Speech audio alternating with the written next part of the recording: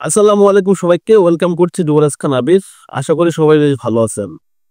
সবার অভিযোগ যে যুবরাজ ভাই শুধুমাত্র ব্রাজিল এবং রিয়াল মাদ্রিদের ভিডিও বানাই, বাংলাদেশ বা অন্য কোনো টিমের ভিডিও বানায় না। সত্যি কথা বলতে যখন একটা টিম নিয়েই আসলে রিসার্চ করি, কাজ করি, তখন বাংলাদেশের ফুটবল কাঠামোটা আসলে আমার ক্লিয়ার না। বাংলাদেশের লিগের সিস্টেমগুলো ক্লিয়ার না, বাংলাদেশ ফুটবলের খোঁজ খবর খুব একটা নেওয়া হয় না। এটার জন্য আসলে ভিডিও বানাই না, কারণ নলেজ না থাকলে আসলে কিভাবে করব। তো যাই হোক, হংকং বাংলাদেশ ম্যাচ নিয়ে একটু কথাবার্তা বলি। একটু নলেজ গ্যাদার করছি। বাংলাদেশ এবং হংকং এর এই যে এশিয়ান কাপ চ্যাম্পিয়নশিপের যে ম্যাচটা, বাংলাদেশ তো ঘরের মাঠে একটা খেলবে এবং অ্যাওয়েতে একটা খেলবে হংকং এর সাথে। তো হংকং একদমই সলিড শক্তিশালী একটা দল, কোনো সন্দেহ নাই। সিঙ্গাপুর বলেন, ভারত বলেন, আদার্স যে টিমের সাথে খেলছে সেগুলো হচ্ছে আনাড়ি। হংকং কিন্তু তাদের চেয়ে শক্তিশালী এবং তারা কিন্তু গ্রুপ পর্বে যদি দেখি তারা 2 নম্বরে থাকলেও পয়েন্ট কিন্তু সিঙ্গাপুর আর হংকং এর সেম। হংকং এর যে টিমটা, বাংলাদেশের বংশোদ্ভূত প্লেয়ার কয়জন?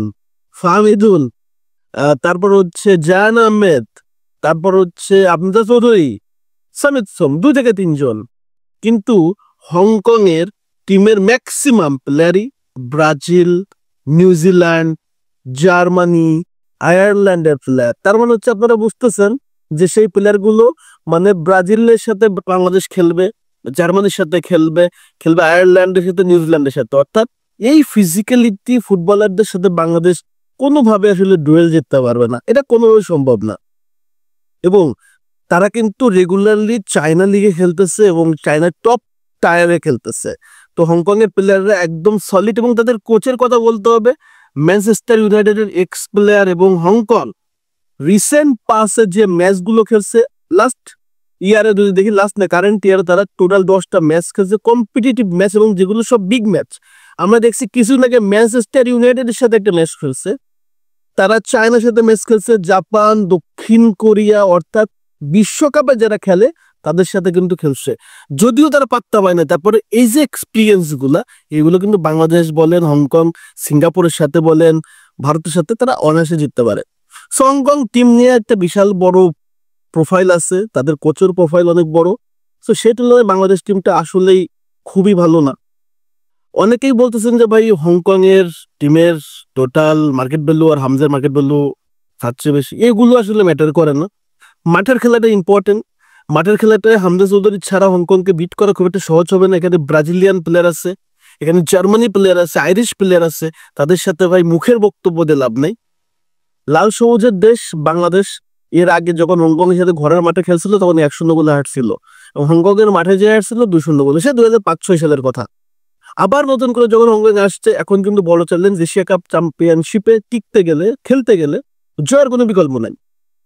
জয়ের কোনো বিকল্প নাই। এই ম্যাচটাতে আসলে বাংলাদেশের অবশ্যই ফিজিক্যালি দিয়ে খেলতে হবে, কারণ ফিজিক্যালিতে কোনোভাবে হংকংয়ের সাথে বাংলাদেশ পেরে উঠবে বলে আমার কাছে মনে হয় না। তারপরেও ফাহমিদুল আছে কিনা সেও জানি না, হামজা চৌধুরী, সামিদ সোম, জায়ান আহমেদ, তারেক কাজীদের উপর এইটু ভরসা, দেখা যায় তারা আসলে কি করতে পারে, জামাল ভুইয়ারা কি করতে পারে। তো একটা ন্যাচারাল মুভমেন্ট আমরা দেখতে পাবো, তবে ফিজিক্যালিটি দিক থেকে হংকংয়ের সাথে বাংলাদেশ বারবারই পিছাই যাবে। আরেকটা জিনিস, সেটা হচ্ছে এরিয়াল বলগুলোতে হংকং এর সাথে বাংলাদেশ খুব একটা ফেরে উঠবে না, সেফ পিসেও পারবে না, কারণ তারা অনেক লং লং প্লেয়ার। তাদের গোলকিপারও যথেষ্ট কঠিন, তাকে বিট করাও খুব চ্যালেঞ্জিং ব্যাপার। সেখানে আমাদের বাংলাদেশের midfield, defence line up, goalkeeper আমি খুব একটা স্ট্রং দেখি না। তবে দিন শেষে লাল সবুজের দেশ চাইবো বাংলাদেশ জিতুক। আজকের ম্যাচটা খুবই স্পেশাল, অনেক অনেক প্রমোশনাল ব্যান্ড, যারা হচ্ছে ভিভোর যে মেবি মোবাইলের একটা ফাংশন আছে, সবকিছু মিলে একটা বিগ ম্যাচ। বাংলাদেশ সময় রাত 8টা বাজে ম্যাচটা শুরু হবে বঙ্গবন্ধু স্টেডিয়ামে। সো বেস্ট উইশ বাংলাদেশ টিমের জন্য। তবে ম্যাচটা ফাইট হবে, কোনো সন্দেহ নেই। তো যদি জিততে পারে ভাল লাগবে, হারলেও কিছু করার নেই, কারণ হংকং আসলে শক্তিশালী একটা দল। হারতে চাইবো না, তবে জিতাটার চান্সটা অনেক বেশি না থাকলেও ড্র হইলে আলহামদুলিল্লাহ। সো এটা হচ্ছে আপনাদের এই ম্যাচ নিয়ে আসলে আলোচনা, বাংলাদেশ হংকং ম্যাচ নিয়ে। আপনাদের মতামত কি অবশ্যই কমেন্টস করবেন। ধন্যবাদ সবাইকে, আল্লাহ হাফেজ।